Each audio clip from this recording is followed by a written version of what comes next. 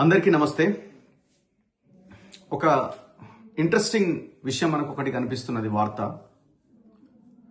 కోమటిరెడ్డి వెంకటరెడ్డి మంత్రి పైన ఈ మధ్య కాలంలో వచ్చిన ఆరోపణలు, మహిళా ఐఏఎస్లు ఎక్కువ కాలం నల్గొండ కలెక్టరేట్ ఆఫీసులో ఉండట్లేదని, సో మంత్రి వేధింపులతోనే వాళ్ళు తట్టుకోలేకపోతున్నారని, ఇట్లా రకరకాల వార్తలు వచ్చినాయి. ఫస్ట్ ఈ వార్త వచ్చింది ఎన్టీవీలో, ఈ వార్త వచ్చింది. దాని తర్వాత దిశ పేపర్లో వచ్చింది, రాజ్ న్యూస్లో వచ్చినాయి, ఇట్లా రకరకాలుగా. దాని తర్వాత కొన్ని యూట్యూబ్ ఛానల్స్లో ఈ వార్త బాగా బలంగా వచ్చింది. యూట్యూబ్ ఛానల్స్లో కొంత బలంగా కేటీఆర్కి సంబంధించిన కొన్ని ఛానల్స్, ఒకటి రెండు న్యూట్రల్గా ఉన్న ఛానల్స్ కూడా దీన్ని టేకప్ చేసినాయి. కొంత గట్టిగా వాళ్ళు థంబ్నెయిల్స్ పెట్టి దుమ్మెత్తిపోసినారు. ఇందులో వాస్తవం ఎంత అంటే మనం చెప్పలేం ఏం వాస్తవం ఏది అవాస్తవం అని. అల్టిమేట్గా మనం ఏదైనా చూస్తే కానీ, ఎవరైనా వచ్చి కంప్లైంట్ ఇస్తే కానీ ఇది జరిగింది ఇది జరగలేదు అని మాత్రమే మనం చెప్పగలుగుతాం. సో స్పెక్యులేషన్ అనుకోవాలి ఒక రకంగా. ఇది ఎన్టీవీలో ఆఫ్ ది రికార్డ్ పేరుతోనో ఇంకే పేరుతోనో గుసగుసలనో అదనో ఇదనో ఒక వార్తని ప్రచురించారు, వార్త రాసిరు, స్టోరీ చేశారు. దీని మీద ప్రభుత్వం సిట్ వేసింది. చాలా ఇంట్రెస్టింగ్. అసలు స్పెషల్ ఇన్వెస్టిగేషన్ టీమ్ వేసింది, ఎస్ఐటి. అంటే ఈ సిట్ అనేది చాలా పెద్ద పెద్ద కేసెస్లో మనం చూస్తుంటాము. సో కోమటిరెడ్డి వెంకటరెడ్డి కేసులో ఈ పర్టికులర్ విషయంలో, ఈ వ్యవహారంలో సిట్ వేయాల్సినంత అవసరం ఉందా అన్నది ఒక చర్చ. మరి ఎందుకు థరోగా ఇంత పకడ్బందీగా, ఇంత ప్రణాళికాబద్ధంగా సిట్ వేసి దీని మీద ఎంక్వైరీ చేయాలా, దీని వెనుక ఎవరున్నారో తేల్చాలి అనే ప్రయత్నం ముఖ్యమంత్రి రేవంత్ రెడ్డి చేస్తున్నాడు. దీనికి ప్రధానమైన కారణం ఏంటంటే కోమటిరెడ్డి వెంకటరెడ్డి ప్రెస్ మీట్. మీరు ఒక్కసారి ఆయన ప్రెస్ మీట్ని గమనిస్తే ఇదంతా రేవంత్ రెడ్డి చేయించినట్టుగానే అనుకుంటున్నాడో లేదో పక్కన పెడితే, ఆయన అన్న మాటలు ఏవైతే ఉన్నాయో, రేవంత్ రెడ్డికి సంబంధించిన వీడియో కూడా బయటకు వచ్చింది. 2 గంటల రాత్రి బైక్ అని అదోనో ఇదోనో బయటకు వచ్చినాయి. అవి ఎట్లా మనం నమ్ముతాము, నమ్మడానికి కూడా నాకు కూడా కరెక్ట్ అనిపించలేదు అని ఆ సందర్భాన్ని, అంటే ఆ యొక్క విషయాన్ని మీడియా ముందుకు తీసుకొచ్చినాడు ప్రెస్ మీట్లో. సో దీని వెనకాల ముఖ్యమంత్రి ఉన్నాడా అనే ఒక చర్చ స్టార్ట్ అయింది బయట నుంచి. ఎందుకంటే వీళ్ళు రేవంత్ రెడ్డి పిసిసి అధ్యక్షుడిగా ఉన్నప్పుడు, ఆ తర్వాత వీళ్ళిద్దరు రైవల్స్గా ఉన్నారు కదా, నాకు పిసిసి అంటే నాకు పిసిసి అని. ఏకంగా రేవంత్ రెడ్డి మీద వెంకటరెడ్డి అసలు పిసిసి అధ్యక్ష పదవి కొనుగోలు చేసిండు, దాదాపు 50 కోట్లకు 100 కోట్లకు 500 కోట్లకు అని మాట్లాడిన సందర్భం. సో కాబట్టి ఆయన ఆ పాయింట్ ఏదైతే రైజ్ చేసిన తర్వాత, రేవంత్ రెడ్డికి సంబంధించిన వీడియోలు కూడా చాలా దారుణంగా ఉండే అనే లైన్ ఆయన మాట్లాడిన తర్వాత ఆయనే రిలీజ్ చేసినేమనే ఒక చర్చను తీసుకొచ్చిండు. సో దీంతో రేవంత్ రెడ్డికి దీన్ని వెనకాల ఎవరున్నారో తేల్చాలి అనే ఒక ఆలోచనకు వచ్చినట్టున్నాడు. సో అందులో భాగంగా సిట్ వేసారు. ఇప్పుడు ఆ సిట్ విచారించి వాస్తవ విషయాలు ఏంటనేది బయట పెట్టబోతున్నదట. మరి ఎవరు దీని వెనకాల ఉంటారు? దీని వెనకాల సరే నిజంగానే రేవంత్ రెడ్డి ఉండే అవకాశం ఉందా? ఒక లైన్ మాట్లాడుకుందాం. రేవంత్ రెడ్డి దీని వెనకాల ఉండడానికి అవకాశం ఉండకపోవచ్చు అని నేను అనుకుంటున్నాను. ఎందుకంటే ఇప్పుడు రేవంత్ రెడ్డి ఏమి ముఖ్యమంత్రి కోసమో లేకపోతే ఇంకో పదవి కోసం ఆయన కొట్లాడతలేడు వెంకటరెడ్డితో. వెంకటరెడ్డి మంత్రిగా ఉన్నాడు, రేవంత్ రెడ్డి ఆల్రెడీ ముఖ్యమంత్రి అయిపోయి ఆయన ముఖ్యమంత్రి స్థానంలో ఉన్నాడు. ఇక ఆయన కొట్లాడేది ఏముంటుంది? పోనీ కోమటిరెడ్డి వెంకటరెడ్డి రేవంత్ రెడ్డితో అంత బలంగా ఢీకొట్టే నాయకుడిగా ఒకప్పటిలాగా ఇప్పుడు ఉన్నాడా అంటే ఆ పరిస్థితి కూడా లేదు. ఈ మధ్య జరిగిన కొన్ని ఇన్సిడెంట్స్, ఆ ఎల్లమ్మగూడెంది కావచ్చు, ఇంకా నల్గొండలో ఉన్న వాతావరణం కావచ్చు, ఈ రకరకాల ఇష్యూస్తో ఈయన కూడా కొంత పలచన అయిపోయిండు. ఆయన మాటలు, ఈ మధ్య కాలంలో నేను సివిల్ ఏవియేషన్ మంత్రిని మాట్లాడడము, ఇవన్నీ కూడా ఆయన చాలా దిగజారిపోయిన వ్యవహారం లాగా కనబడ్డది. సో ఈ సిచ్యువేషన్ ఉందని చెప్పి ఆయన మీద ఈ ప్రచారం చేసినట్టున్నారు ఎన్టీవీలో ఆర్ సంథింగ్ ఛానల్స్లో. అయితే నిజంగానే రేవంత్ రెడ్డి ఉండడానికి అవకాశం కూడా లేదేమో నాకు అనిపిస్తున్నది. ఎందుకంటే ఆయన ఇప్పుడు రైవల్ కాదు, లేకపోతే కోమటిరెడ్డి వెంకటరెడ్డి వల్ల ఆయనకు వచ్చే నష్టమేం లేదు, ఇంకోటి ఏం లేదు. మరి ఏమై ఉంటుంది? ఇంకెవరో అంటున్నారు మంత్రి పదవి కోసం రాజగోపాల్ రెడ్డి సంబంధం ఉండొచ్చునా అని అంటున్నారు. నేను అనుకోవడం, ఎంతైనా అన్నయ్య కాబట్టి ఉండకపోవచ్చేమో. లేదు అట్టెట్లా రాజకీయాల్లో ఏదైనా సాధ్యమని కొంతమంది అంటున్నారు. అదే ఉండకపోవచ్చు అని నేను అనుకుంటున్నాను. సరే, ఇప్పుడు ఇన్వెస్టిగేషన్లో ఎంక్వైరీలో మరి ఎవరేంటనేది తేలాలి. అయితే ఇక్కడ అన్నింటికంటే ముఖ్యంగా నాకు అర్థమైన విషయం ఏంటంటే, నా అభిప్రాయం ప్రకారం ఇది ఎన్టీవీలో వచ్చింది. ఎన్టీవీలో ఎందుకు వచ్చింది మరి?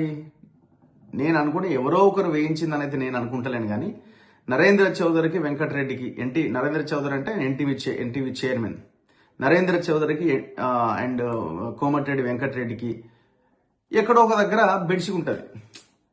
అంటే ఏదైనా ఒక వార్త విషయంలోనో ఏదైనా ఈయన 2 సంవత్సరాలు ఇప్పుడు మంత్రిగా ఉన్నాడు కదా, ఆ విషయాల్లోనో ఇంకేదో విషయాల్లోనో నేను అనుకోవడం ఇద్దరికి బెడిసి ఉంటుంది తప్ప ఇందులో పెద్దగా ఇంకొకటి ఉంటుందని అయితే నేను అనుకుంటలేను. ఇప్పుడు ఎన్టీవీలో రావడానికి ప్రధానమైన కారణం ఒకవేళ రేవంత్ రెడ్డి అనుకుంటే, రేవంత్ రెడ్డి అండ్ నరేంద్ర చౌదరి ఇద్దరు జూబ్లీహిల్స్ హౌసింగ్ సొసైటీ ఎలక్షన్లో పోటీ పడ్డోళ్ళేను. అంటే ఆ రకంగా చూసినా కూడా సరే ఏ రకం సరే పోటీ పడి మళ్ళీ ఇప్పుడు కలిసిపోయి వేయించారని గ్యారంటీ ఏమైనా ఉందని అడగొచ్చు ఎవరైనా. కాకపోతే కోమటిరెడ్డి వెంకటరెడ్డి రేవంత్ రెడ్డి ఇప్పుడు సమఉజ్జీలుగా ఏం లేరు అక్కడ. ఆయన ఆల్రెడీ ముఖ్యమంత్రి అయిపోయింది. ఈయన కోసం ఆయన ఈయనతో ఆయన కొట్టాడాల్సిన అవసరం కూడా ఏం లేదు. సో ఇటువంటి పరిస్థితుల్లో నాకు ఉన్నటువంటి విశ్లేషణ ప్రకారం అయితే ఎన్టీవీకి కోమటిరెడ్డి వెంకటరెడ్డికి ఎక్కడైనా అటు ఇటు అయి ఉంటుంది. వాళ్ళు ఏదో ఆఫ్ ది రికార్డ్ పేరుతో క్వశ్చన్ మార్కులు పెడుతూ ఆ వార్తని గుద్దేశారు, సింపుల్గా బెదిరియడానికో లేకపోతే ఇంకోటి చేయడానికో. సో ఇది జరిగి ఉంటుందని నేను అనుకుంటా. దీనికి సిట్ వేసి ఏదో తేల్చాలి, ఏదేదో సిట్ వేయాల్సినవి చాలా ఉన్నాయి, మీరు ఎంక్వైరీలు చేయాల్సిన కేసులు చాలా ఉన్నాయి. ఇదంతా కూడా ఒక స్పెక్యులేషన్ సంబంధించినటువంటి వార్త, ఒక వ్యక్తి కోసం మీరు చేస్తున్నటువంటి ఎంక్వైరీ ఇదంతా కూడా నేను అనుకోవడం. ఎందుకంటే సమయం వృధా. పోలీసులు చాలా ఇష్యూస్ మీద చాలా వాటి మీద ఇప్పుడు సిట్లో చాలా పెద్ద లిస్ట్ ఉన్నది. సజ్జనార్ ఆ సిట్ని పర్యవేక్షిస్తారట, ఎంక్వైరీ చేస్తారట. ఈ చాలా ఇష్యూస్ ఉన్నాయి. ఎన్ని ఇష్యూస్ ఉన్నాయి తెలంగాణలో, ఎన్నో కేసులను ఛేదించాల్సినవి ఉన్నాయి. వాటన్నింటి మీద సిట్ వేయండి. ఇప్పుడు నల్గొండ ఎల్లమ్మగూడెంలో మూత్రం దాగించడని ఒక సర్పంచ్గా పోటీ చేసి అభ్యర్థి ఆరోపించుంటే పెద్ద గొడవ అయింది. ఆయన కనీసం ప్రచారం కూడా చేసుకొని ఇవ్వలే. దాని మీద ఏంటి సిట్టు, ఎవరెవరు చేశారు ఏంటి అన్నది. నిన్న ఏకశిలానగర్ ఉప్పల్లో 149 ఎకరాల్లో కర్నూలు నుంచి వచ్చిన ఒక రౌడీ లోకల్ లీడర్లను పట్టుకొని అక్కడ గుండాగిరి చేసి మహిళలందరినీ రక్తాలు వచ్చేలా కొట్టించిండు. దాని మీద ఏంటి సిట్టు? ఇట్లా మాట్లాడుకుంటూ వెళ్తే ఎన్ని ఉన్నాయి. మొన్నగాడ నేను పోయినా కదా, ల్యాండ్ ఇష్యూ ఏది మన మొయినాబాద్ దగ్గర పెద్ద మంగళారం దగ్గర 5-6 ఇండ్లు గులగొట్టిరు పాపం. ఆల్రెడీ కట్టుకొని ఇళ్లలోకి పోయిన మంచి ఇండ్లని లమడోలకు సంబంధించిన ఇళ్లను గులగొట్టిరు. దాని మీద ఎవడు గులగొట్టిన, దాని వెనకాల ఎవడున్నాడు, దాని మీద ఏంటి సిట్టు? ఇదంతా కూడా ఒక వ్యక్తికి సంబంధించినటువంటి విషయము. సరే ఏదేమైనా ఇట్లాంటి ఊహాగానాల మీద మన వార్తలు రాయడం కరెక్ట్ కాదు, ఫస్ట్ థింగ్. దాన్ని మనం గుర్తుంచుకోవాల్సిందే. అయితే ప్రభుత్వం కూడా ఎట్లుందంటే వీళ్ళు ఎవరిని అరెస్ట్ చేయాలా? ఇప్పుడు ఎన్టీవీలో వార్త వస్తే ఎన్టీవీ నరేంద్ర చౌదరిని అరెస్ట్ చేయాలా, ఆయన దగ్గరికి పోవాలా, కూర్చోబెట్టాలా, ఏమై ఎక్కడి నుంచి వచ్చింది నీకు వార్త అని చెప్పాలా, వేయాలా. లేకపోతే ఇంకో ఛానల్, ఇంకో రాజ్ న్యూస్లోనే ఇంకో దిశ పేపర్లోనే వచ్చింది కాబట్టి వాళ్ళని వెళ్ళి అడగాల. మీరు వచ్చిగా యూట్యూబ్ ఛానల్ మీద పడితే ఏమొస్తుంది? మీకు అసలు కౌంటర్ నరేటివ్ కూడా తెలియట్లే. ఏం చేయాలి అన్న కౌంటర్ నరేటివ్ కూడా తెలియట్లే. ఒకవేళ ఈ వార్త కరెక్ట్ అయితే మీరు ఎవిడెన్స్ ఏంటో ప్రొడ్యూస్ చేయండి అని ఆ ఫలానా ఛానల్కి వెళ్ళి మీరు చెప్పాలా. ఆ ఛానల్లో వచ్చిన వార్తను బేస్ చేసుకుని యూట్యూబ్ ఛానల్ అన్ని వార్తలు రాసుకుంటూ వచ్చినాయి. ఇందులో 1-2 ఛానల్స్ ఏకంగా మొత్తం కేటీఆర్ ఛానల్ అని తెలిసినాయనే. ఇక మీరు వాళ్ళ మీద పిచ్చుక మీద బ్రహ్మాస్త్రం వేసినట్టు కాకపోతే ఇంకేముంటుంది ఇందులో? కొడితే కొట్టండి, నరేంద్ర చౌదరిని అడగండి ఏమైనా ఎక్కడి నుంచి వచ్చింది నీకు ఈ వార్త అని. అలా మీరు అంత ఒకటేనా? గొడవ ఉన్నంతసేపు గొడవ, లేకపోతే మీరంతా కలిసే ఉంటారు. సో మీకు కౌంటర్ నరేటివ్ కూడా కౌంటర్ నరేటివ్ని బిల్డ్ చేసే ప్రణాళిక కూడా మీకు తెలియట్లేదు ఏం చేయాలన్న దాని విషయంలో. అండ్ దాంతోపాటు ఇంకా ఇప్పుడు ఈ సందట్లో సడేమి అలాగా ఇక మనోడు ఈ సింపతి ఫ్యాక్టర్ని, సానుభూతి, ఇప్పుడు కోమటిరెడ్డి వెంకటరెడ్డి మంత్రి పదవి తీసేసి తమ్మునికి ఇస్తారేమో అని అనుకుంటున్న సందర్భంలో ఇప్పుడు ఈ అంశాన్ని తను సానుభూతి కోసం సెంటిమెంట్ రగిలించి వాడుకునే ప్రయత్నం వెంకటరెడ్డి చాలా సక్సెస్ఫుల్గా చేసుకుంటూ వెళ్తున్నాడు. మరి ఇది ఏడు దాకా పోద్ది అనేది చూడాలి. ఇప్పుడు ఇది ఒకటే కాదు, రేవంత్ రెడ్డి మీద కూడా మొన్న ఒక వార్త వచ్చింది కదా రాజ్ న్యూస్లోనే ఏమో, దాన్ని మిగతా యూట్యూబ్ ఛానల్స్ అన్ని టేకప్ చేసినాయి. ఎవరో మాధవి అనే మహిళ ఎక్కడ సెక్రటేరియట్లోనే ఎన్నో ఉన్నది, సీఎం క్యాంప్ ఆఫీసులోనో ఏమో, ఆమెని మొత్తం చూస్తున్నది, ఆమెని అపాయింట్మెంట్లు ఇస్తున్నది, రకరకాలుగా వార్తలు వచ్చినాయి. మరి విచారించండి, ఏం ఎవిడెన్స్ ఉందని అడగండి. ఇప్పుడు వాళ్ళని అడగాలి కదా, పెద్ద పెద్ద ఛానల్ కదా, శాటిలైట్ ఛానల్స్ కదా. మీరు వాళ్ళ సంఖ్యలోనే జోరి మొత్తం వాళ్ళతోనే సావాసం చేస్తారు కదా మీరు. దాని తర్వాత ఇంకో పొన్నం ప్రభాకర్ మీద ఒక వార్త వచ్చింది, ఏదో రకరకాలుగా చాలా 1-2 ఛానల్స్లో. దాని గురించి మాట్లాడండి. సో మీరు ఆ కౌంటర్ నరేటివ్ బిల్డ్ చేయడంలో మీరు అట్టర్ ఫెయిల్యూర్ అవుతున్నారు. అసలు ప్రభుత్వంలో ముఖ్యమంత్రి దగ్గర ఎవరు ఉంటున్నారో ఏమో తెలియట్లేదు, కానీ మీకు అసలు ఆ లైనే తెలియట్లేదు మీకు. సో ఇట్లా ఈ వెంకటరెడ్డి ఇష్యూ నడుస్తున్నది. దీని మీద ఏకంగా సిట్ వేసారు, స్పెషల్ ఇన్వెస్టిగేషన్ టీమ్ వేసినారు. మరి ఆ సిట్ ఏం విచారించి ఎవరు దీని వెనకాల ఉన్నారని తెలుస్తుందో చూడాలి. మరి ఇది తేల్చేది ఏముంటుంది తేల్చడానికి? సోషల్ మీడియాలో ఆ టీవీలో ఉన్న వీడియోస్ అన్నింటిని ఇంకోటి చేసి రిమూవ్ చేసే ప్రయత్నం ఒకటి జరుగుతుంది. ఖచ్చితంగా ఒకవేళ వార్తలో ఇది లేకపోతే చేయడంలో తప్పేం లేదు. కానీ మీరు చేయాల్సింది చిన్న వాళ్ళని కాదు, ఎవరైతే దీన్ని స్టార్ట్ చేశారో వాళ్ళ మీద పడాలా. ఆ ప్రయత్నం మీరు చేయలేకపోతున్నారు. సో ఇది ఏడుగో పోతుంది అంటే ఏడికి పోతుంది. ఇదేదో తూతు మంత్రంగా అట్లా నడిపించే వ్యవహారం తప్ప ఇంకొకటి ఇందులో ఏమీ కనబడట్లేదు. మీరు ఇదే రకంగా అన్ని ఇష్యూస్ మీద చిత్తశుద్ధితో పనిచేయాలి. ఎందుకంటే మేము చాలా ట్రాన్స్పరెంట్గా ఏది వాస్తవమో ఏది అవాస్తవమో తెలుసుకున్న తర్వాతనే వీడియోలు చేస్తాం, ఎవిడెన్స్తోనే వీడియోలు చేస్తాం. దాంట్లో ఏం డౌట్ పడాల్సిన అక్కర్లేదు. క్లారిటీ వచ్చిన తర్వాతనే వీడియోలు చేస్తాం.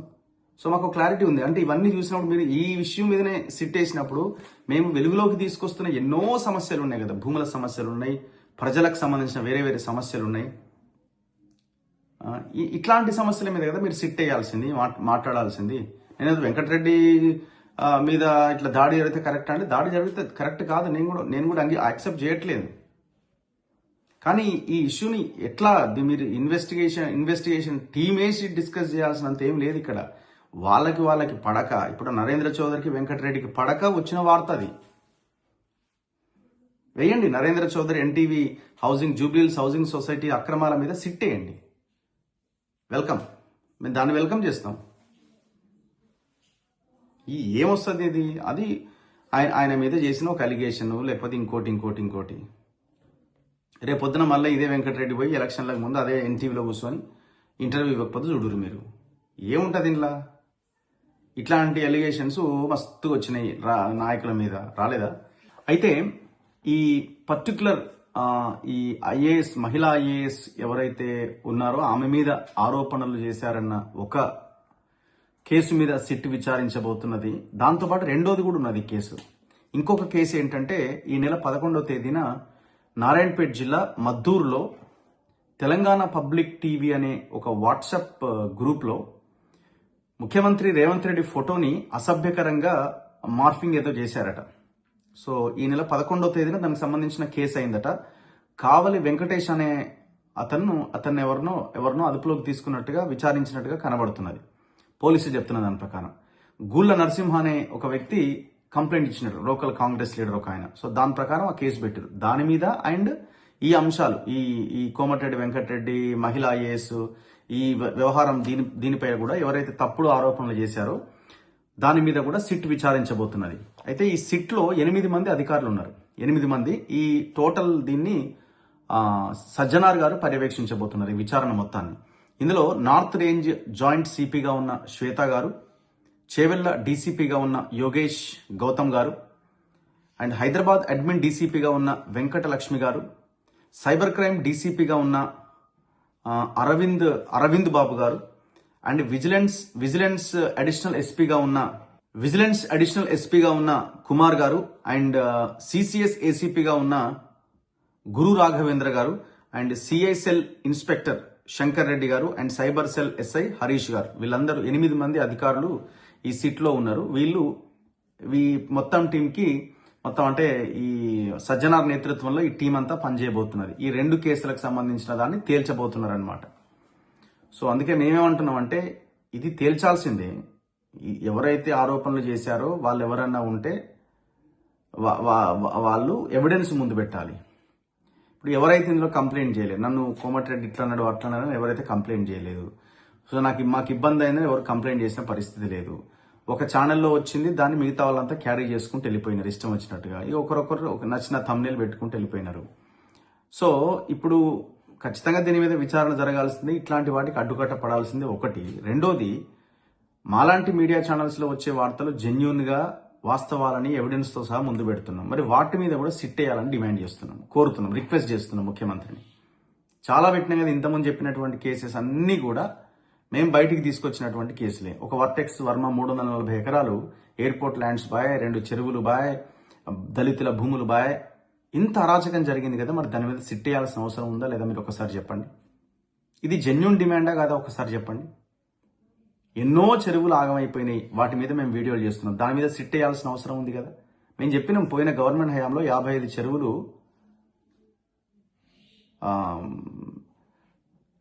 కార్పొరేట్ సోషల్ రెస్పాన్సిబిలిటీ కింద తీసుకొని ఫిట్ ప్రోకో కింద గవర్నమెంట్లో ఉన్న ఆనాటి ప్రభుత్వం వాళ్ళకి లబ్ధి చేకూరిస్తే ఆ చెరువులని గవర్నమెంట్ లబ్ధి పొంది ఏ రియల్ ఎస్టేట్ మాఫియాకైతే ఆ చెరువులను దారాదత్తం చేసినారు, వాళ్ళు అక్కడ పెద్ద పెద్ద హైరైజ్ బిల్డింగ్స్ కట్టుకొని లబ్ధి పొందారు. మరి వీటన్నింటి మీద సిట్ వేయాల్సిన అవసరం ఉందా లేదా జెన్యూన్ డిమాండా కాదా? దీని మీద వేయండి, ఎవరు కాదనట్లేదు, వేయండి, ఎంక్వైరీ చేయండి, ఎవరు దోషులు ఉన్నారో ఎవరు ఇది ఉన్నారో తేల్చండి. మేము ఆహ్వానిస్తున్నాం దీన్ని. కానీ అదే సమయంలో ఇంతకంటే అతి భయంకరమైన ఇవి ఉన్నాయి. ఇప్పుడు ఎన్టీవీలో వచ్చింది కథనం, రేపు పొద్దున కోమటిరెడ్డి వెంకటరెడ్డి ఎన్టీవీకి పోయి ఇంటర్వ్యూ చేయడా, శపథం చేయమనండి. కోమటిరెడ్డి వెంకట ఎలక్షన్లకు ముందు మళ్ళీ ఆయన గెలవడానికి అదే ఎన్టీవీ నరేంద్ర చౌదరి దగ్గరికి వెళ్ళి మనం ఒకటే అని మాట్లాడుకోరా వీళ్ళు? చెప్పండి, ఇది చెప్పండి ఫస్ట్. సో అందుకే చాలా ఇష్యూస్ ఉన్నాయి రాష్ట్రంలో, ప్రజల సమస్యలు ఉన్నాయి. భూభారతి ధరణిపై భూభారతి ఇచ్చినాం, చాలా గొప్పగా మార్పు అన్నారు. వాటి మీద సిట్ వేయండి, వాటి మీద ఎంక్వైరీ చేయండి. అసలు భూముల సమస్యల మీద ఒక్క సిట్ ఉందా ఇంతవరకు? టెరాసిస్ అనే కంపెనీకి ఇచ్చిన తర్వాత 25 లక్షల ఎకరాల భూమి పోయిందని అంటున్నారు. మరి ఒక్క ఎకరా భూమి మీద ఒక సిట్ అని ఎంక్వైరీ చేసినారా? చెప్పండి. సో ప్రభుత్వం ఆ దిశగా ఎంక్వైరీ చేసినప్పుడు మీరు ఈ దాంట్లో ఈ సిట్ని కూడా ఆహ్వానిస్తారు. సో అందుకే ప్రయారిటీ ఏంటనేది చాలా ఇంపార్టెంట్. మీడియా పరంగా కూడా మనం వాస్తవాలు ఏంటనేది చూసిన తర్వాతే ఒక వార్త ఏదైనా కూడా మనం ప్రెజెంట్ చేయాల్సిన అవసరం ఉంటుంది. ఇష్టం వచ్చినట్టుగా మాట్లాడితే ఇట్లాంటి కేసులకు దారితీస్తుంది. అది కూడా మనం గుర్తుపెట్టుకోవాల్సిన అవసరం ఉంది. చూస్తూనే ఉండండి మన తొలి వెలుగు.